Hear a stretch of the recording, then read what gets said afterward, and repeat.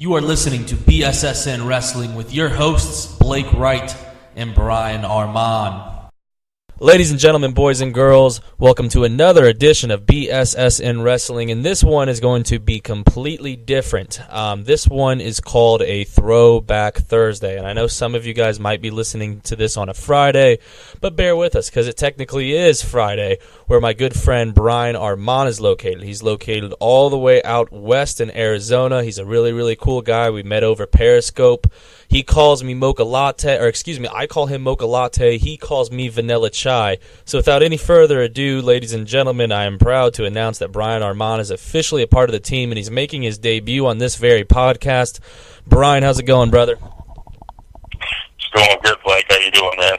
I'm doing pretty good, It's been a busy-ass day. I'm glad we finally got together to knock out this podcast. It's pretty good to get this all going, So you get home safe? Because I remember we were texting earlier and you were saying there was some flooding going out west. Yeah, crazy, man. We started raining on Monday here. The only break we got was Wednesday. Picked up again today, and it's just been raining nonstop. So it causes a bunch of flooding around here. And then people in Arizona. I'm a Midwest boy originally. Came from St. Louis, so used to the snow, used to the ice, all that good stuff. When it rains in Arizona, you would think there is ice covering the freeways. People lock up their brakes. It's just ridiculous. So, yeah, made it home safely, so that was good. Yeah, absolutely. So, maybe, it's some much-needed, rain out there, for being in the desert and in the hot weather. So, hopefully it serves as a good cool down for you all. So, pretty much, guys, the Throwback Thursday, you might be wondering what exactly it is. Pretty much, it's an idea that the entire BSSN team came up with where this one's going to be more conversation-based, and we're not going to be talking about current WWE news. We're going to be talking about former and, some old WWE news, some memories, some stuff like that. So you guys get to know, what type of fans we are and what type of stuff that we enjoyed in the past, and it'll be very, very interesting. This is going to become a weekly fix for BSSN, so you guys are going to be getting a big dosage of this. So without any further ado, let's go ahead and get to the nitty-gritty. The Royal Rumble season is officially upon us. It's been an adamant part of WWE programming for quite some time. It all started, I believe, roughly around 30 years ago when Hacksaw Jim Duggan won the very, very first ever Royal Rumble. And now we fast forward to 2016. The Royal Rumble's still around, and pretty much usually the winner goes on to WrestleMania to main event to face the WWE World Heavyweight Champion. However, this year is a little bit different. Roman Reigns, the current WWE World Heavyweight Champion, will be defending it against 29 other superstars in the Royal Rumble, and whoever wins the Royal Rumble is crowned the WWE World Heavyweight Champion. But this is not the first time. This is the second time it's happened. The other time it happened was when Ric Flair won it in 1992, so it'll be very, very interesting to see how this one pans out. David and I talked about it on the previous podcast today, so if you want to hear my thoughts on that, be sure to check that one out. So what exactly are we going to talk about the Royal Rumble? I think with, the perfect way to start out this with the Throwback Thursday edition is to talk about our personal favorite, Royal Rumble memory. So, Brian, when you think of your favorite Royal Rumble memory, what is the first one that pops in your head? Yeah, first one that comes to my head. Very good question. Probably the first one, just because I remember this one being just stacked with talent, and it was an awesome Royal Rumble to watch. It was probably in 1998. It was in 1998. You said it 88? Yeah. Okay. Huh? You said what year was it again? 1998. Okay. Yeah, 1998. So it's just stacked full of. That's the one, if you remember, when Cactus Guy, Mankind, Dude Love, he came in as all three personas. Oh yeah, I remember that one. Well, I was only 3 when it happened because I'm a really, really young guy. But no, I remember watching that one. Yeah, we're dating Blake a little bit. He probably didn't see this one, but he caught up to it with the WWE Network, I'm sure. That I have. There you go. But yeah, I mean, the talent in there, I mean, everywhere from, like I said, the Mankind, the Triple Personas coming back in, the beef between Austin and The Rock was still going on, which everybody loved. You even had Triple H in China doing the legal interference through that whole thing. That's probably one of my favorites, just because of all the action in there, all the stuff going down. It was so entertaining. That's probably the first one that jumps out at me. All right, so Brian's going with the 1998 one where Mankind had all of three of his personas in there and Rock and Austin was going on. So pretty much in the prime of the Attitude Era, he liked what was all going on with all the storylines and all that involved in it. But for me, Brian, I think my favorite Royal Rumble moment was when Rey Mysterio won it. And I'm not necessarily a big Rey Mysterio fan, but I thought it was pretty cool how he dedicated the Royal Rumble match to the late but great Eddie Guerrero. I thought that was sweet when he did it because I remember watching it as a kid. I was like, man, like, he's too – and I was a little kid guy, so I wasn't, that intelligent of a wrestling fan. I didn't know that it was a predetermined outcome, but I was like, there's no way Rey Mysterio wins it. He's my height for crying out loud. And, there's guys like The Big Show, and Brock Lesnar. And then when he won it, I was like, that's cool. Like, he dedicated it. And I was like, man, maybe – the angel of Eddie Guerrero was with him that night, and I thought it was cool. Like, still, when I look back and watch it on the WWE Network, Brian, like, I'm still amazed that he won it, because I was convinced Randy Orton was going to win it, but then when he ended up doing the Hurricanrana and throwing him over the ropes, like, I was just stunned. So that one's mine. Do you have another one that comes to mind, Brian? Let's see, another one.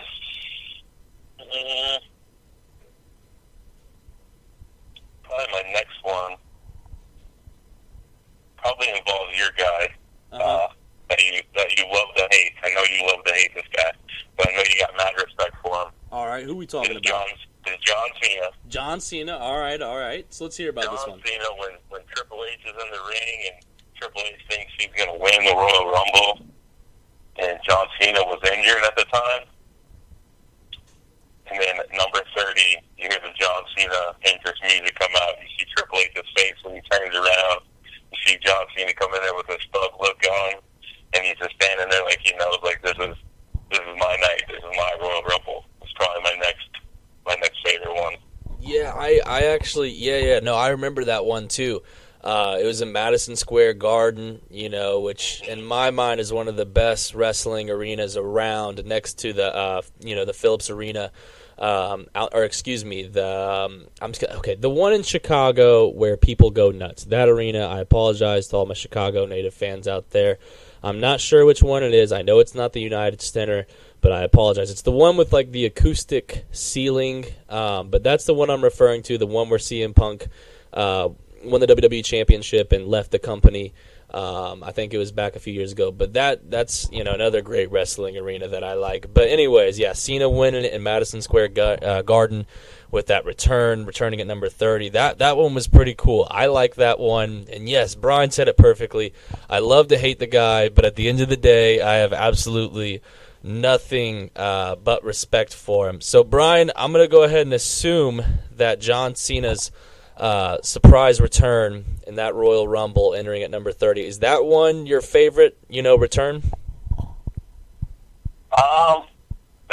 That probably has to be, like, up there for me as a return. Like I said, just because their whole beef with Triple H, I love that whole storyline they put together. And just for him to be injured and just to see the nation at that time was all bummed out. You could tell they were really hurting because they didn't think John was going to be around for a little while. And then, man, when that entrance music hit and the crowd exploded and Triple H's face, that has to be the best surprise. Like, it was one of the biggest shocks for me as far as, like, Royal Rumble would go down. Yeah, and, even though I'm not a big Cena fan, I have to agree with him because as a kid, I was ecstatic when I was watching the pay-per-view with my dad. As a kid, I actually, would go to Hooters because I guess the local Hooters would, I don't think they do this anymore, but they would always show all the WWE pay-per-views, and I remember watching it, and I was like, oh my gosh, because as a kid, I loved John Cena. I had the sweatbands, I cut my hair into a flat top, I'd wear the jean shorts, but the older I got, the more, unfortunately, my love for John Cena diminished. So that's pretty much the Royal Rumble. It's going to be interesting to see who wins it. I'm definitely looking forward to it. And something else that I'm looking forward to is Kofi Kingston. And you're like, why Kofi Kingston? Because the guy always does something crazy. You know what I mean? Like last year he was pogoing on Michael Cole's chair, like the guys walked on his hands. Like, it's crazy. Like, you're looking forward to Kofi Kingston too, aren't you, Brian, to see what he does this year? Definitely. Like you said, you hit the nail on the head, man. He finds a way to come up with these awesome ways that it looks like he's going to get eliminated, but he doesn't. He's been doing it for a few years now. I think that's one thing that people definitely tune into. Kofi Kingston, what's he going to do next? How is he going to get, almost eliminated, and how is he going to save himself? So, yeah, I mean, I think that's a big part of the Royal Rumble now. Yeah, absolutely. I think it's going to become like an adamant part of the Royal Rumble for the remainder of Kofi Kingston's career. But actually, guys, I know I said Cena was my favorite, surprise entrant or surprise return, but I changed my mind. For some reason, I thought of this when Brian was speaking, but I think my most surprising entrant was Karma, a.k.a. Awesome Kong of TNA. Like, I thought that was nuts when she came out, like, that was pretty cool to see her, Like, do you agree with me, Brian? I mean, I know it's not probably your favorite, but it's definitely one of the ones where you sat back and you were like, oh, my God, like, that's nuts. Yeah, I mean, that's definitely one that has to take a lot of people, just this shocker system right there. That's a good one. I'm surprised that you actually thought of that, actually. Yeah, I know. Like, I'm pretty crazy, too. Like, shout out to my memory for, like, somehow just randomly having that thought pop back in my head. But no, that one was pretty sweet. So guys, I don't know if you guys saw the promo on Twitter. I don't know if you listened to the promo itself. I don't know if you tuned into the Periscope where I announced it. But Teddy Long, the former Monday Night Raw, ECW, and SmackDown general manager, is coming to BSSN. We're going to interview him next Thursday, so look forward to that. But anyways, something that I want to talk about with you, Brian, with Teddy Long, is your favorite Teddy Long moment. The guy was a part of, the NWA, Jim Crockett Promotions, and WWE. He served as a manager for Mark Henry, D'Lo Brown, Rodney Mack, Christopher Nowinski, Rosie, Mark Jindrak, and one of my personal favorite divas of all time, Jazz. The guy has literally, done it all. And in my mind, as a future WWE Hall of Famer one of these days, not sure when it'll be, but I think it'll happen one day. But what is your favorite Teddy Long memory? Favorite Teddy Long memory. You know what? I'm going to defer to you while I think on this one. Maybe because I sparked something in you when I was talking, maybe you'll spark something in me. So let me think about this Teddy Long, because I know you got one waiting. All right, yeah, absolutely. We can definitely do that. My favorite Teddy Long moment, two come to mind. The first one that comes to mind is when he faked that heart attack. Like, looking back at it, like, I remember when it happened as a kid, I was like, what? Because I didn't understand that, some of it was smoke and mirrors. But I was like, oh my gosh, like, he had a heart attack. But now, like, I actually watched it last night after talking to Teddy Long. Like, I was just watching some YouTube videos. And I remember rewatching it, and I kind of forgot about it. But I ended up laughing pretty hard at it. Like, I thought it was pretty hysterical. It was good acting, too, because he literally dropped dead. Like, he dropped really, really hard on that mat. And another one that comes to mind for some reason, like, he didn't really have a big role in it, but for some reason the CM Punk sobriety test, where he came out with Chris Jericho, and if CM Punk didn't pass it, he had to vacate the WWE Championship, and Chris Jericho would be named the WWE Champion. Like, I thought, that one was a pretty cool one. But yeah, no, there's been some, cool Teddy Long moments. I mean, you can talk about, his dance. You can talk about how he would always come out and either say, hold on now, playa, this is going to be a tag team match. Or you could hear him saying, hold on, playa, you're going to go one-on-one with The Undertaker. Like, those were always the two things that he would always say. So, Brian, do you have any that comes to mind? All right, yeah. The variety one, that was a good one. I definitely like that one. As far as my Teddy Long moments, as I'm thinking about it, I like Teddy Long for the way that came out. Anytime Teddy Long came out, I think he had my attention. But he was making something into like a fatal four-way match, into a tag match. Like you said, the phrase, always calling people player, hold on player. Just hearing Teddy talk, having him come out, loose lips Teddy used to fly around a lot when back in the day. He was a great spokesman. I think it's definitely, something that they needed at the time. Just making, matches fresh, keeping it interesting. So he was definitely, in my mind, probably a good, and he was a good heel. He was a good, funny person. He kept it fresh. He kept it light. He was able to bring that to wrestling, Yeah, and something that is very, very respectable about his entire tenure in the WWE is that his character, his persona, was, one, very, very realistic. Like, I talked to Teddy Long on the phone last night for a little bit, and what you see on TV is what you get in person. Like, that is exactly who Teddy Long is.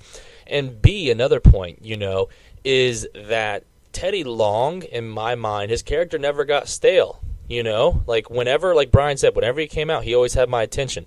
Like I didn't just fast forward to it or turn on Monday Night Football or, just turn off my TV and start texting. Like, no, I would listen to Teddy Long. Like, I love Teddy Long. And I don't think there's one wrestling fan out there that will say that they don't like Teddy Long. Like, everybody loves Teddy Long. Brian?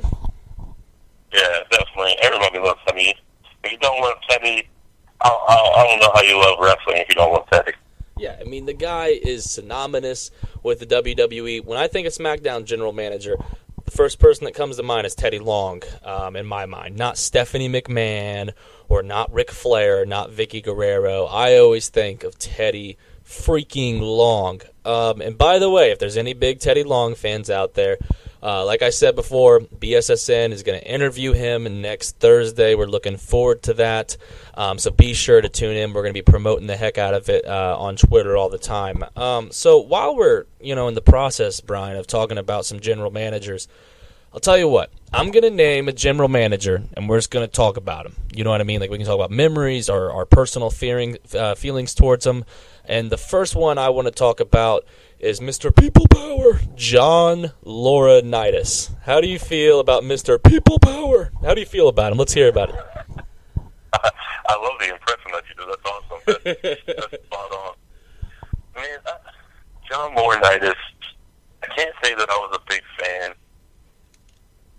And nothing against people who like John Laurinaitis, because I know there was a lot of people out there that did like him and what he brought to wrestling. But for me, it was just kind of stale. It was just kind of plain. It wasn't, like you said, when you match up against people like Teddy Long and stuff like that, he just didn't do it for me, Yeah, and I agree with you. I mean, like, yeah, he was really, really boring, but for some reason, like, I would always love him and CM Punk's encounters. I always thought it was really, really funny. I thought, like, one of the coolest moments, because, like, CM Punk was just a badass to him. I remember one of his was saying, John Laurinaitis, if you screw me, I'm going to be in jail for animal cruelty. And he looks at him, he's like, why are you going to be in jail for animal cruelty? And CM Punk looked at him and said, because if you screw me, I'm going to beat you like a bitch. And I was like, oh my God. Like, I was just like, holy crap. I was just like, Phil Brooks, CM Punk is a badass. But I don't know, for some reason, I would always laugh at him. Like, I remember when he was on that motorized little cart, whenever he would talk, like, people would mock him, like John Cena would mock him, and just literally everyone would mock him. And this might sound surprising, but I honestly kind of miss the guy. And I don't know why. I want him on my TV for some reason. It's weird, Yeah, definitely. And I don't know if you saw this, Blake. I know we've been kind of poking around with all these stories going around, the injuries and all that kind of stuff. But I saw something. I saw some news that John Laurinaitis got engaged. Did you see who he got engaged to? No, I didn't see that. So, okay, hold on. Now, let me just make a guess, because it seems like every single old... And, okay, I know there's going to be some people that are like, hey, I'm John Laurinaitis' age. But I'm referring to, like, some old-time wrestlers, when they're in, like, their 50s. And I'm not saying 50's old, or maybe I am. I don't know. But I apologize if you're offended by that, which you shouldn't be. But... anyways, John Laurinaitis. I'm just going to take a guess because it seems like whenever someone around his age that is involved in the WWE gets married, it's to a younger female. And I'm just going to go out and guess and say that this is a younger female. Am I right? No, not younger. Wow. Because, okay, that's kind of surprising because, like, think of King, you know, Jerry the King Lawler. Like, the dude has been married, you know, more times than the Yankees have won the World Series, probably. And it seems like every single time the dude gets married, it's to a girl who's, like, in her 20s. Like, I think his current wife is, like, in his 20s. So I was kind of shocked by that. But, wow, okay, so shout out to Brian. So John Laurinaitis is engaged, and he's getting married. Yeah, so I saw this, and it's kind of been downplayed back and forth, so I'm trying to nail down. I want to find out if it's actually factual or not. But from what it came out, that he got married, he got engaged to Nikki and Brie Bella's mother. Oh, and okay, hold on. Nikki and Brie's mother is honest to God gorgeous. Like okay, Brian, you can judge me all you want, but David has been. My friend David, he's been like telling me, he's like, dude, you gotta watch Total Divas. It's actually an entertaining show. And even Jeremy was telling me, and I was like, come on, guys. You know, a guy watching Total Divas, really? You know, as the Miz would say, really? And they're like, yeah, it's actually entertaining. And I watched it. And Nikki, you know, the Bella Twins' mom is a straight-up babe, dude. Yeah, she's a pretty good-looking lady. So this picture came out. And the post said, you know, about them getting married, and it was with Nikki and John, John Cena, and then John Laurinaitis, and Nikki and Brie Bella's mom. So they're at the table. So there was a thing. Nikki Bella kind of sent out something to kind of downplay the situation. Okay. So I want to kind of see how this develops, because I think everybody's thinking if John Laurinaitis is married to Nikki and Brie Bella's mom, then maybe Nikki Bella or Brie Bella is going to get some special attention or some special treatment, you know, and not be credited for all the hard work they've done. But just a little side tangent on John Laurinaitis about getting engaged. So we'll definitely, for the viewers, keep an eye on that, see how the story develops, and see what comes of that. Yeah, absolutely. And BSSN, like, you know, as a team, me, Brian, Jeremy, and David, we're all going to look into that, and we're going to be tweeting about it and giving you guys updates on that. So shout out to Brian, my boy Brian, for bringing that to my attention. So another GM that I want to talk about is Eric Bischoff, who as a kid, a kid who I absolutely resented, but now that I'm older, and like every now and then I'll go back on the WWE Network and I'll watch like old Raws, and honest to God, like I've grown to kind of like Eric Bischoff. Like he was a tremendous heel. Like the stuff that him and Stone Cold had when Stone Cold was the sheriff, like was absolutely great. Like it was gold. They even had a match at No Way Out. Like it was insane. But like I kind of like Eric Bischoff. Like he actually was on the Stone Cold podcast, I believe. Or some sort of podcast. I think it was on the WWE Network. I don't know if it was the Stone Cold podcast, but it was JBL that interviewed him, right? Yeah, I think that was it. Yeah, it was JBL, and like Eric Bischoff has such a great mind for the business. You know, he made WCW huge for, you know, the time being, and then we all know what happened on the Monday Night Wars. Pretty much Vince Russo got his hands on WCW and put the belt on David Arquette and completely ruined that company. So I don't think Eric Bischoff should be the one that takes the bullet for WCW. I think that's kind of on Vince Russo, who kind of, you know, tarnished the company of WCW. But no, I've grown to like Eric Bischoff, and I think honestly he deserves a spot in the Hall of Fame. What do you think about that one, Brian? Definitely, like you said, I think everybody had that first reaction, like, we hate Eric Bischoff, but when you get down to it, it's exactly what you said. I think he's amazing, Eric Bischoff, for his backstage presence, producing.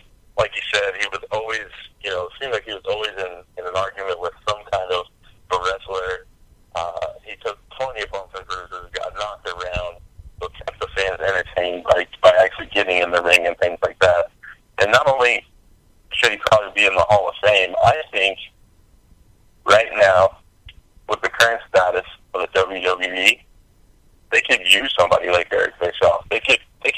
Eric Bischoff into the WWE to shake some things up. I think that would be awesome. I think with the injuries, with needing some good storylines, with needing, a place for things to go, and throw Eric Bischoff in for a while, especially with stuff that he did, what was it, just a few years ago with TNA, Yeah, even his TNA stuff was good, which is surprising because usually TNA is crap, but he made TNA relevant with Hulk Hogan. Right. So, yeah, get that, I think, give that guy a shot, let him come in, let him shake some things up for a while, because until everybody gets back from these injuries, we need some superstars, we need some good storylines going on, and I think he can provide some of that good action that we desperately need moving forward. Yeah, absolutely, and I'm on board with Brian. I think it would be marvelous to see him, maybe, because I think that, the Authority has their seals on kind of being, the decision maker at Raw, but, maybe make him a manager for a certain superstar. You know what I mean? Like someone that struggles on the mic, would you be open to him being like a manager for a superstar? Do you think that could work one day, Brian? Oh, yeah, definitely. Manager for a superstar, or some kind of, if he slides in some kind of beef with the Authority, something like that, some kind of pushback on the Authority, because, Eric Bischoff always loves being the aggressor and trying to overthrow somebody, so even something like that, it could work out really well, down the line. Yeah, absolutely. I know, a lot of people are talking about it, and I know that the WWE has thought about it, but maybe if there's a brand split, Bischoff can become, the GM of SmackDown. And even if there's not one, maybe, they can get him in some type of a, deal with NXT, maybe have him work with some of the younger guys. But at the end of the day, Eric Bischoff has one of the greatest wrestling minds of all time, and I think he deserves a spot. I think he deserves a WWE contract, and I think he deserves to be inducted into the WWE Hall of Fame. So now here's a manager that his reign was very, very short-lived, and he actually recently has been fired by the WWE. He's been a manager, he's been a wrestler, he's been a crooked referee, and that man's name is Brad Maddox, who honestly, in my mind, was an awful GM in the WWE. They didn't really do a good job booking the guy as the GM, because pretty much it would always seem like Triple H and Vince McMahon would tell him what to do, and then he would be like, as CM Punk would say, a douchebag yes man, and just nod his head and be like, okay, yeah, let's do that. So that, and I really, I do a good John Laurinaitis impersonation, but unfortunately I really don't do a good Brad Maddox impersonation. But the only thing that keeps me, that's in my mind is that annoying, kind of feminine-sounding voice that he had. Yeah. It was... I didn't like it, but, how do you feel about Brad Maddox, Brian? I think you said everything with Brad Maddox. Horrible GM, horrible stuff. It would come out, and there's one thing about being a bad guy in wrestling and having that persona and stuff like that, and drawing with the crowd and stuff like that. I think one of the best people right now that do that everybody loves to hate, but you got to respect again. One of those is like the New Day. They come out, they have fun with the crowd, they tease them, they poke their little jokes back and forth, but you never feel like it's hateful or belligerent and stuff like that. And some of the stuff that Brad Maddox would say to the crowd, especially probably the stuff that did get him fired, was the stuff in Indianapolis that you probably heard went down, just calling people pricks and all this kind of stuff. That's just uncalled for. That's not the kind of guy you want representing the brand.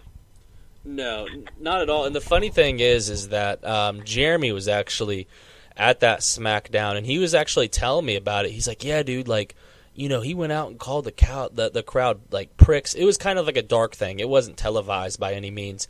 But I was like, what? I was like, that is definitely not PG, and I guarantee he got an earful. And then literally 24 hours after I was talking to Jeremy about it, WWE announced that, they fired the guy. So it was, kind of surreal. I was like, wow, because I pretty much told Jeremy, I was like, oh, he's going to get in trouble. And then he ended up losing his job about it. But, it showed him, because he's trying to be a wrestler, I think, around that time when he called the crowd of Indianapolis, which is my hometown, pricks. So I kind of, a little salty towards that. But to be a good heel, you don't have to get into name calling. You know what I mean? Like CM Punk never got into name calling. Paul Heyman never got into name calling. Edge never got into name calling. Like, they know how to make the crowd give them some heat without resorting to really, really bad tactics. So enough about that awful talent by the name of Brad Maddox. Let's talk about a manager that knew how to be a heel general manager, and her name is Vicky Guerrero. Brian, what do you think about Vicky Guerrero? Oh man, Vicky Guerrero. So you want to talk about annoying voices, right? Yeah. I don't know if you do a Vicky Guerrero impression. Probably something like nails on a chalkboard is what it sounds to me. Yeah. But again, Vicky Guerrero. Besides getting past the voice, man, all the stuff that they would put her in.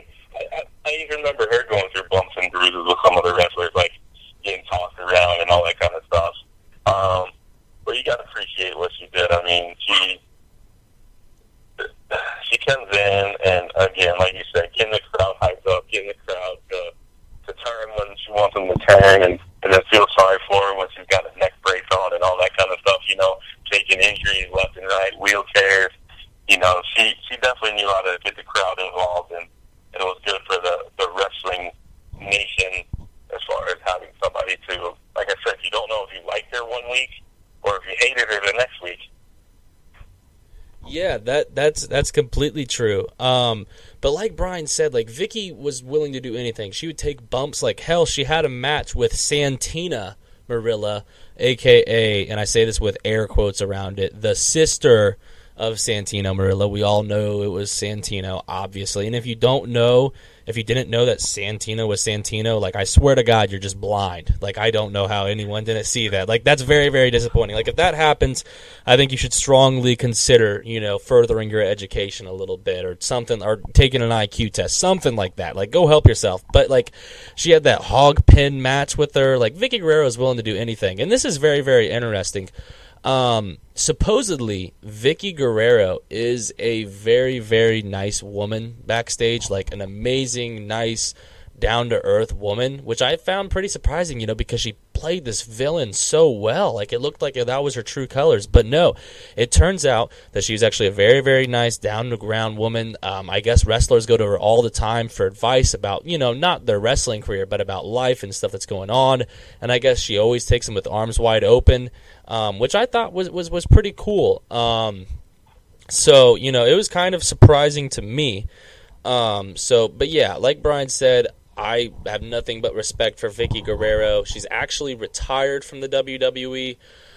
She's moved on with her life, and nothing but respect for that woman. Now let's go ahead and talk about a Raw general manager that never had a name, never had an identity, and technically speaking, didn't even have a beating heart. And you're like, wait a minute, who in the world are you talking to?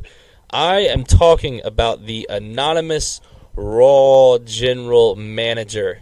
Now, Brian, how did you feel about the anonymous Raw general manager, a.k.a. a MacBook Pro? How did you feel about it? Yeah, I mean, good advertisement for the MacBook Pro, definitely seeing Michael Cole get on that stupid stand all the time was just annoying. And I don't know if it's, at that time the writers kind of being funny or what they were trying to do, but yeah, I could have done without the whole anonymous GM. That to me was just kind of silly. I think they got the right person to do it with Michael Cole. I think he's a silly guy, can go along with that stuff, but you kind of believe that Michael Cole was like, oh yeah, he believes the anonymous GM is like the GM because Michael Cole sells it so well, but yeah, I could have done without the MacBook Pro. Yeah, I could have dealt with the MacBook Pro too. Like, pretty much whenever it beeped, I would have done the same thing that Edge did to it before he traded SmackDown, and just beat the holy hell out of it. Because every single time, like, I remember when I got my first ever iPhone as a kid, in the default text message mode was the sound of the anonymous Raw GM, that dun-dun-dun, dun-dun-dun, and I was like, oh my god, I gotta change that. There's no way. Like, I already hate that sound completely. So there was no way I could go with that. So, that was what we felt about, some popular Raw GMs. Now let's talk about managers for superstars. So first one that comes to mind in my mind is the best manager of all time. And if I was a WWE wrestler and I needed a manager, this would be my number one pick 10 times out of 10 times. And that man is Paul Heyman. So, Brian, what do you think about Paul Heyman? Is he the greatest manager of all time, yes or no? Yes. How can you not go with Paul Heyman? I mean, who better to hype you up, to be your ambassador, right? For half of the time when Brock Lesnar doesn't even have to be there for like his match coming up. Paul Heyman comes out, a smooth talker, great with his words, knows how to get the boos from the crowd, knows how to play off of everything. And I love when he gets so angry and the vein starts popping in his forehead while he's screaming at everybody. Yeah, I mean, Paul Heyman all the way. How can you go with anybody else? Yeah, and I just want to, talk about some superstars that are true Paul Heyman guys. They're guys that Paul Heyman saw, okay, and picked them. It's not guys that he was assigned to. The guys that he was assigned to were Curtis Axel and Cesaro. Nothing against Cesaro. I love Cesaro, but Curtis Axel, I think we can all agree, he's more useless than a freaking Nokia cell phone. Like, he has no future whatsoever. But let's talk about the guys that he handpicked. Brock Lesnar, who defeated The Undertaker's streak and is one of the most dominant athletes. He's the first ever man to be an NCAA World Heavyweight Champion. He's the first ever guy to also be a UFC Heavyweight Champion and WWE Champion. No other man has ever done that, and I don't even think it'll ever happen again. So, crazy accomplishment. Then you have CM Punk, the best in the world. He was the WWE Champion for 434 days, and in my mind, at his time, he was indeed the best in the world. So, also, you go back to the WCW days. He picked out stunning Steve Austin, who's better known as Stone Cold Steve Austin. The guy, and look at his ECW days. He made ECW out of his own pockets and made it damn near a global phenomenon. Only reason why it didn't, stay in business, if you watch the documentary, it's called Ladies and Gentlemen, My Name is Paul Heyman. The only reason why it didn't succeed, and if you haven't watched it, go watch it on the WWE Network. It's phenomenal. You'll love it. You'll learn a lot about Paul Heyman. But it was because he had no idea what to do financially. You know what I mean? Like, he knew how to put on a good show, but, when it came to finances, that's where his weak suit was. Had he, had someone that could help him out with the financial situations of ECW would probably still be around right now and today. And, who knows? Maybe they would be competing with Monday Night Raw. So another manager that comes to mind is Armando Alejandro Estrada. So how do you feel about good old Armando, Brian? They love his name, right? Oh, I love his name. I'll who knows? Maybe I'll name my kid that. Who knows? You gotta love his name. Outside of that, I mean, when you put him up with somebody against like Paul Heyman or something like that, for me, he just doesn't measure up. Yeah, man, it just, like I said, another one of these guys that's not my favorite, especially when you have so many other good, managers that come out. Kind of unfair to put him right behind Paul Heyman, because that's all I'm thinking about now is all these great Paul Heyman moments and all these great wrestlers that Paul Heyman was going with. So, I mean, yeah, for me, not a guy that I ever was excited to see, managing or anything like that. Just kind of, he was there. I respect him for being there and what he did, but as far as that, that's pretty much as much thought as I gave to him. Yeah, and same here. I mean, I think he came out with a cigar or something like that. I don't think it was lit.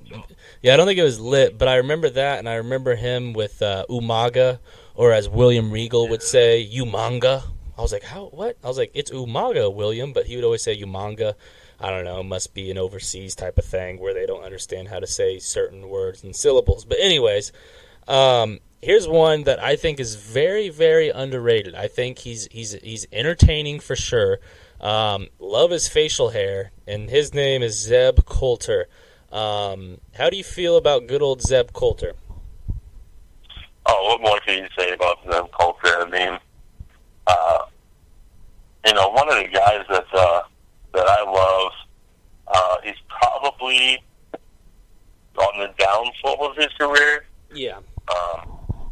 You know who I'm talking about. Yeah. Swagger. Yeah, he's with Jack Swagger. I remember that one. Yeah, he kind of flirted around with it recently, but it looks like Jack Swagger's career is pretty much finished after the Alberto Del Rio thing. But yeah, exactly. So that whole clash with Zeb Coulter came back with Alberto Del Rio. Even the way he would say Alberto Del Rio's name was awesome to me. But Zeb Coulter, I love all the stuff that he did, and when they brought him back, I thought it was great, especially bringing him back with Alberto Del Rio to make the what they call it, the Mex America. Yeah, the Mex America. so yeah, that was pretty entertaining. So Zeb Coulter, like you said, probably pretty underrated, hilarious. Under an awesome beard with that handlebar mustache coming out. Oh yeah. But yeah, good old Zeb Coulter. Wish him nothing but the best, because we can only imagine that retirement is coming possibly very, very soon to him. So now let's go ahead and switch it up to a more sensitive talk. Someone DM me and they're like, hey, what do you think about this wrestler? And that wrestler just so happened to be dead. So I figured that, we would talk about a few. And the first one that I want to talk about is Roddy Piper. I still can't believe he's not here. It's still, kind of sad to me, because I love Roddy Piper. I would watch his stuff. I would watch him smashing the coconut. I would watch him. I'd be like, man, he's not the biggest guy, but he's got, the biggest mouth, and he knows exactly what to say. And in my mind, he is the best wrestler to never win the WWE Championship. How do you feel about Roddy Piper? Yeah, you hit it. Yeah, best to never win. The baddest man on the planet to wear a skirt, right? And just awesome in the ring, awesome presence in the ring, awesome with the fans, awesome with other wrestlers as far as trying to help grow them and all the stuff that he did for them backstage. Even outside of wrestling, being humble enough to give a UFC women's former champion, Ronda Rousey, the right to use Rowdy as a nickname, I think speaks volumes to the character that he was. He was all about wrestling. He was all about helping people out. And you can't say more about him except that he should have had, a championship belt at one point. Yeah, absolutely. And just a great individual. And, you already know he's up in heaven. No doubt about it. Another guy I want to talk about is another guy that a lot of people love, and that's the American Dream, Dusty Rhodes. I'm still shocked that, he's not here. He was helping out at NXT. He's actually on the NXT TakeOver Brooklyn. He's talked about a lot. It was right before he died. Seth Rollins talked about him. All of them talked about how much he helped NXT and how much he helped backstage. And, another underrated guy. He won WCW gold, but never quite, won WWE gold. But, he gave us, Cody Rhodes, and he gave us Gold Dust, and Cody Rhodes is now done as Stardust, unfortunately. I hope to God they make him Cody Rhodes soon. But no, I definitely miss the Dream. I miss his talk. I wish I could talk like him. I swear to God, every single professional wrestler has a great Dusty Rhodes impersonation. And, mine is god-awful. But, I miss Dusty Rhodes. He's just a working man. He's just a working man. And, his theme song was great. I love the polka dots. What do you think about him, Brian? Yeah, like you said, love the polka dots, love Dusty Rhodes. As far as underrated, I don't know about so much underrated as just where they get the popularity when he's helping out. I think for NXT, the guy was amazing. Anybody in NXT, I think if you talk to them, and there's been some stuff when they had the tribute to Dusty Rhodes and everything like that, which was awesome. Everybody in there, awesome things to say about Dusty Rhodes from the top of the chain to the bottom about how much he encouraged them. He was there for them to motivate them when they needed it. He really helped fuel NXT to become, as popular is right now. That he has. And like you said, bringing up great superstars like, Goldust, who's had an amazing career, Cody Rhodes / Stardust, who is an amazing athlete, good family heritage there that's gonna go on, hopefully. But yeah, Dusty Rhodes, love the American dream. Like you said, polka dots all the way. I wish I could rock polka dots like him, but I'm not gonna try because that's all Dusty Rhodes. Yeah, that I think he's the only man that can pull off polka dots. I don't think I can do it either, but we definitely missed a dream. And here in my mind is okay.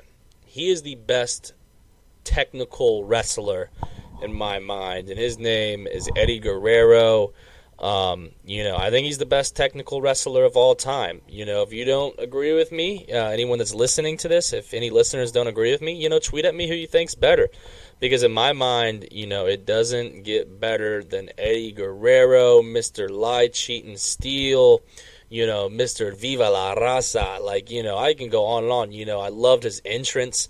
With the cars with the hydraulics, I loved every single second of Eddie Guerrero. I remember his storyline with Rey Mysterio for the rights to his son, which I thought is probably one of the craziest ideas, but one of the coolest ideas in WWE history. That match was an instant classic. But I definitely miss Eddie Guerrero. I remember as a kid, I actually cried when I learned that he died. That's one of the few times I've cried in professional wrestling. So definitely miss Eddie Guerrero. Brian, your thoughts about Eddie Guerrero? Yeah, you gotta miss the Latino heat. And Eddie, like you said, best technical wrestler, had a combination of powerful moves, high flyer, high energy. He brought all that to the ring. Storyline's incredible. Rey Mysterio, the stuff with Chavo, the stuff with Vicky, Chris Benoit stuff. He had so many amazing moments. And how can you not love when Eddie Guerrero gets on the top and frog splashes the shit out of somebody? Yes. It is the best thing ever. Yes, indeed it is. And I think my favorite Eddie Guerrero moment was probably when he won the WWE Championship, and him and Chris Benoit celebrated. They were best friends, and they were leaving WrestleMania as world champions. I thought it was great. And, speaking of Chris Benoit, some people are always hesitant to talk about their true feelings about Chris Benoit. So, people are like, oh, he's a murderer. Oh, it was the concussions that, caused him to do that. Some people think he was a victim. Some people think that someone killed Chris Benoit and his family. Some people think it was drugs. So me and Brian, we talked about it. We are both going to agree on what we feel about Chris Benoit. So I'll go ahead and start it out. Here's my feelings on Chris Benoit. In my mind, I think that it is absolutely pitiful for people to blame World Wrestling Entertainment for his actions. I think Chris Benoit, he had some concussions, but I've had my fair share of concussions too, and I've never had any enraged moments or anything like that. But I feel that it's completely on Chris Benoit. I feel that it's an absolute tragedy about what happened to his wife and, what happened to his kid. His father always goes out and says, oh, he's always been depressed. You know what I mean? Well, if it was only depression, then in my mind, how come he just didn't kill himself? How come he just didn't do that? How come he had to go out, and kill his wife and daughter? Think of some other, big name people that have, ended up, with depression. Think of Kurt Cobain. He didn't go and kill Courtney Love. He didn't go and kill his daughter, Frances Cobain. No, he ended up, taking a shotgun and, just killing himself. You know what I mean? And that was a guy who was a heroin addict. He had drugs in his system, but I know it's kind of tough, to compare, suicide depressed people, but in my mind, I think, when I think of Chris Benoit, it's a shame because I thought he's a fantastic wrestler with the flying headbutt, and the crippler's cross face and, his German suplexes, super strong guy, his diving out of the ring was nuts. The guy was willing to put his body to harm, but unfortunately, that in my mind, I lost all my respect for him with what happened to him. I firmly believe that, it was a suicide homicide. I think he murdered his family, and then I think he ended up hanging himself. That's just my, feelings on that. I think Chris Benoit is a murderer. Brian, what do you think happened with the Chris Benoit situation? So my take on Chris Benoit, obviously, touchy subject when you get down to a man and his family. But if you just dissect it like Blake did so well, you got to look at Chris Benoit. And I recently just watched the movie Concussion that Will Smith was in. If you haven't seen it, go take a look at it. Chris Benoit, when I think about his career, not only with the headbutts and all that, when I think of a wrestler outside of Mick Foley, who took a lot of damage, my next one would be Chris Benoit. I agree. He was always taking damage to the head, things like that. When you see this movie, they speak a lot about that stuff. Okay. Outside of that, does that in any way give him the right to or be a defense for what he did to his family? Of course not. There's always things you can do. At the end of the day, he's a man. Probably needed some help, but being that, he's a high-profile wrestler, he's on top of the world, things like that, he's got to go out and perform all the time. He's making the choice to do that. There's probably some doctors that told him, you probably should have hung it up before you did or something like that. He didn't listen to him because he's just moving forward with what he wanted to do. I believe he made those decisions to stay in wrestling, to do what he was doing, and that people had told him that he probably shouldn't have. Again, with the depression, there's probably people who told him, hey, get help. Again, he's a grown man. He's got to make that decision on his own. He's got to protect his family. I feel like he did not do that. He didn't protect his family by getting the help that Chris Benoit needed for himself, therefore led to his actions, whether he was of sound mind and body and all that. It's still Chris Benoit's actions. The unfortunate thing happened. You never want to see that happen to anybody, but unfortunately that happened, and I do believe at the end of the day, you can't look at wrestling, you can't look at anything else except Chris Benoit. All right, yeah, very, very, very interesting point by Brian. Completely agree with him too. I'm glad that he mentioned that. Chris Benoit, he, was probably told time and time again, hey, you need to hang up the boots, you need to get some help, and he just didn't listen to doctors. In WWE, their wellness policy has always been very, very strict to protect their professional wrestlers, and I'm sure that he heard it from multiple doctors, and, all of them told him to get some help, and, he just completely, probably refused it, because, like Brian said, his hard profile. So that's not what we're going to end the show with. We have a few more points that, we would like to cover. We don't want to end on such a dark note like that. So let's do a complete 180 and talk about our favorite wrestling faction. My personal favorite wrestling faction, it's very, very much a toss-up.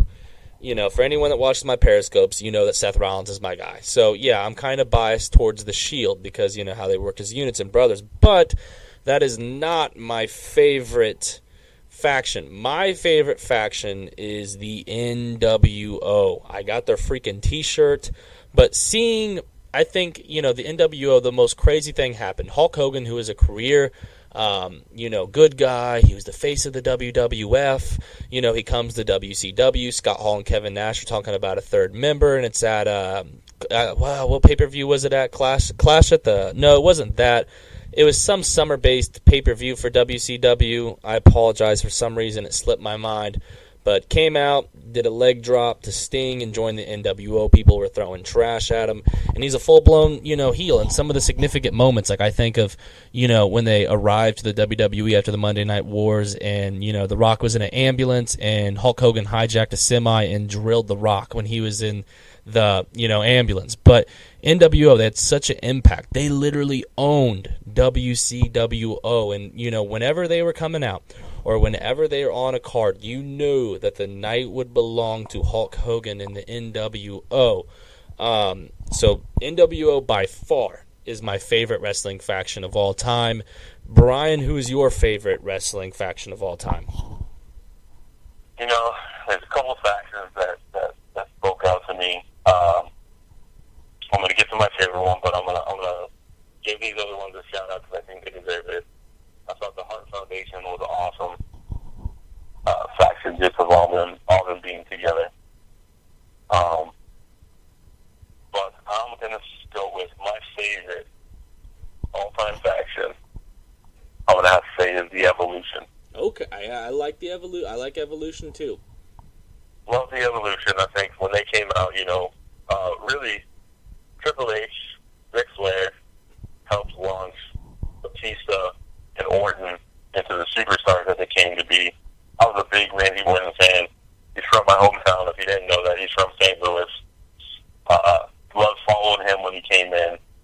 And they were just a power group, man. Triple H, Batista, one of the biggest guys in wrestling, who just got bigger and bigger, as far as muscle and just broad strength. You have the dirtiest player in the game, Ric Flair, having your back. That, to me, didn't get any better than that. Yeah, I completely agree with you, because literally that faction helped out everyone. Triple H became an even more dominant world champion. And before Evolution, Ric Flair wasn't really doing anything. So Triple H kind of helped revive the Nature Boys' career. And it's another prestigious thing that Ric Flair can put on his resume. He's a part of great factions. The Four Horsemen and Evolution. It helped out Batista. It solidified Batista and Randy Orton as the future of the WWE, which they eventually became. And literally all four of those guys, well, Ric Flair is a two-time Hall of Famer. Triple H is a future Hall of Famer. Randy Orton and Batista are also both future Hall of Famers. So it's crazy. All of them just became huge. And I agree with him. That is a fantastic faction. And in my mind, they're one of the top factions of all time. I mean, you got to look at it. At one point on Raw, all those guys held all the titles at one point. Even at the same time, each one of them had the titles in Raw at the same time. It's just crazy to see, Yeah, that's something that's just, wild. They held the World Heavyweight Championship. The IC title was Orton, and Batista and Flair were the World Tag Team Champions. So it was freaking nuts. It was great. They were dominant, and then kind of seeing the fallout, kind of how Randy Orton won it, and Evolution turned on Randy Orton, and then how Batista won the Rumble and was challenging Randy Orton. I thought it was cool. Everything about it. The breakup was cool. The alliance was cool. Everything in between those two things was cool. I loved Evolution too, man. So here's one for you. Who is one of the most underrated factions? So a faction that you liked that doesn't get talked about that much, Brian. Does anyone in particular come to mind?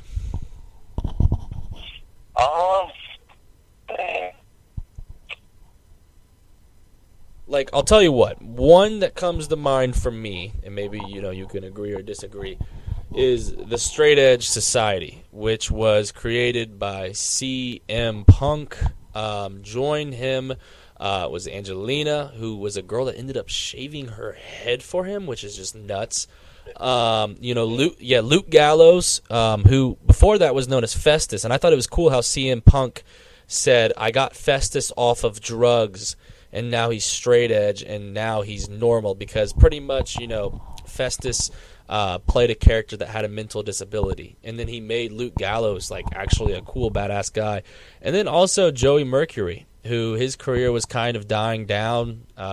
He's got done with Johnny Nitro, who went on to change his name to John Morrison.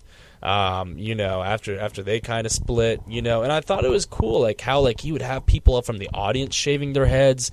Their thing with Jeff Hardy was fantastic, because they brought up Jeff Hardy's drug addiction and how he's been suspended before, and CM Punk just bad-mouthing the heck out of him. I freaking loved the Straight Edge Society. Do you agree, Brian, or do you have another team that comes, another faction that comes to mind that's pretty underrated?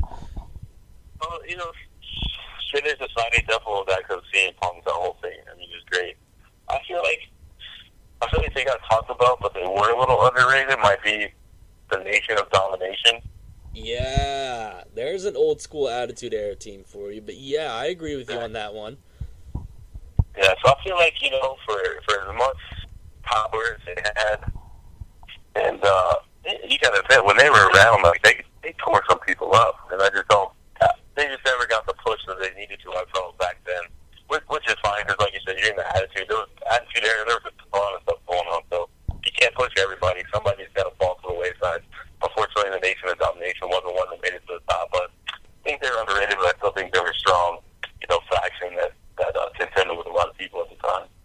Yeah, absolutely. And, who knows, maybe if D-Generation X wasn't around, which that would be crazy, because I don't think if D-Generation X was around, they would have won the Monday Night Wars to begin with. But who knows, maybe if they weren't around, the Nation of Domination, would get a push. And also, I got to say, the Nation of the Domination has one of the best theme songs of, like, entrance walkout songs of all time. Like, it is phenomenal. Like, I will still low-key, like, listen to it at the gym for, like, a little pump-up song. I'm like, man, like, I love this shit. Like, Jim Johnston was the composer for, like, all the, music for WWE for quite some time. And I gotta say, that dude was a genius because he's created, like, so many great themes. Like, think about it. Stone Cold's, The Rock's, the Nation of Domination. Like, he helped create so many classic theme songs. Like, it's just phenomenal. Like, that guy needs to be in the Hall of Fame immediately. I don't think he does it anymore. I think CFO is the new, kind of like music producer for him. Like they produced Seth Rollins' theme song, which I think is one of the best theme songs that WWE has. He's created like Ambrose's and Roman Reigns, and So WWE, you can probably agree with me on this one, Brian. Whoever is creating the superstars' theme songs, they pretty much, I'll say 80% of the time, do a phenomenal job. Agree or disagree? Oh, I agree. They got their finger on the pulse for sure. Like, there's not one entrance that comes out that you're not satisfied with. I feel like it fits the characters, and like you said, I mean, it always gets the crowd pumped up. Seth Rollins' music, awesome. Roman Reigns' music. I mean, who doesn't stand up when Roman Reigns' music comes on, whether you love him or hate him? Dean Ambrose, yeah. Whether it was in the past or now, they definitely do a good job. Yeah, absolutely. For a wrestling promotion, the WWE does a phenomenal job for their music. So I'll tell you what. I was talking about him earlier, and this is what we're going to end the show with. I was talking about the Straight Edge Society. Brian liked them. But, the leader of the Straight Edge Society, CM Punk, if you don't know this, you've been living underneath a rock. But, he had his falling out with the WWE. It was kind of a rough split between, him and Vince and Hunter. But, he's going on to UFC, and he's going to go tackle some new things. But, I was talking to Brian about it earlier. We both, absolutely loved CM Punk. So let's just end this with this one, Brian. What is your favorite CM Punk memory? My favorite CM Punk memory. And my favorite CM Punk memory, besides having the championship for, God, seemed like forever, right? I think my favorite memory, if I'm remembering correctly, and Blake will correct me because I know he loves this guy. All right. There was a time when CM Punk just straight up jacked the title. Yes, I remember that. It was. He didn't win it. He just straight up took that shit. Yeah, it was. Rolled out with. Yeah, it was from The Rock, wasn't it? Because I'm pretty sure. Yes, I think it was from The Rock. Yeah, that one was freaking sweet. Like whenever, gosh, like I remember that one. When The Rock came out, The Rock was like, "Come get it." CM Punk came out, they started fighting. Rock was going to hit the people's elbow. Paul Heyman pulled his foot, and then CM Punk hit him with the GTS and took the title, and just completely, walked out with it. I thought that was a pretty sweet moment. But honestly, like, I feel like, the obvious answer that anyone would say would be like, oh, the pipe bomb, where he said, Where, or you could say, it's when he won the WWE Championship for the first time at Money in the Bank and hijacked it from the company. Like, no, or they would say something like, oh, his match with Lesnar, or they could say, oh, his match with Undertaker, but in my mind, my favorite CM Punk memory was right before his match with the Undertaker, where when the Undertaker was talking about WrestleMania, it was like a Paul Bear thing. Right after Paul Bear passed away, Paul Heyman came out and was impersonating. Undertaker was pissed. Like, there were druids coming out, and like Undertaker was walking up, to Paul Heyman, who was impersonating Paul Bear, and CM Punk hid himself as a druid and ended up attacking him with the urn and pouring the ashes in the urn all over the Undertaker. I thought that was the most phenomenal CM Punk memory, but Punk, he's doing his own thing, and in the UFC. Last time I heard is that he's going to be making his debut this summer at UFC 500. It'll be very interesting to see who he ends up fighting. The reason why he didn't debut this past year is because he suffered a shoulder injury, which was a setback in his training. But CM Punk, he's officially going to have that first UFC fight this summer. I'm definitely looking forward to see how he does. So that pretty much wraps up the very, very first ever edition of BSSN Throwback Thursday.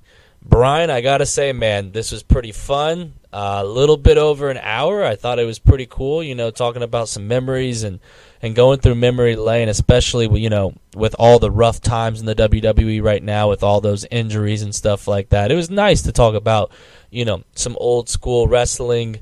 Brian, he's going to be a member of BSSN for a very, very long time. We're going to be chatting it up. You guys are going to be able to get to know Brian more. Be sure to check him out on Periscope.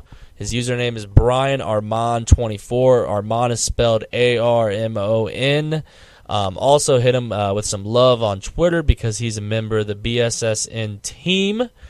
And guys, also next Thursday, BSSN will be interviewing Teddy Long, so be sure to check that out. So until next time, Brian, you want to leave anything with the listeners today? Anything you want to say to them? Yeah, definitely tune in next Thursday for Teddy Long. It's going to be awesome. I can't wait to catch him myself. And with these Throwback Thursdays, the best thing you can do is, if you don't have it already, do yourself a favor. Pay the $9.99 a month. Get the WWE Network. Go back and watch some of these awesome matches, and you get everything back to, the beginning with Hulk Hogan and all that stuff. So do yourself a favor. Go do that. Catch up on all these memories that Blake and I were sharing, just a little bit that we did today, because I think to really appreciate what wrestling is today, to go back and watch how it developed, just those wonders for how wrestling is going to grow in the future, and you get to see the evolution of different characters and how the superstars now trying to take from them and pay tributes, which is an awesome thing, I think. So get the WWE Network, check it out. Stay tuned to BSSN. Bunch of love to Blake, Jeremy, Deacon. I'm super pumped to be a part of the team. I can't wait to do more podcasts with you guys.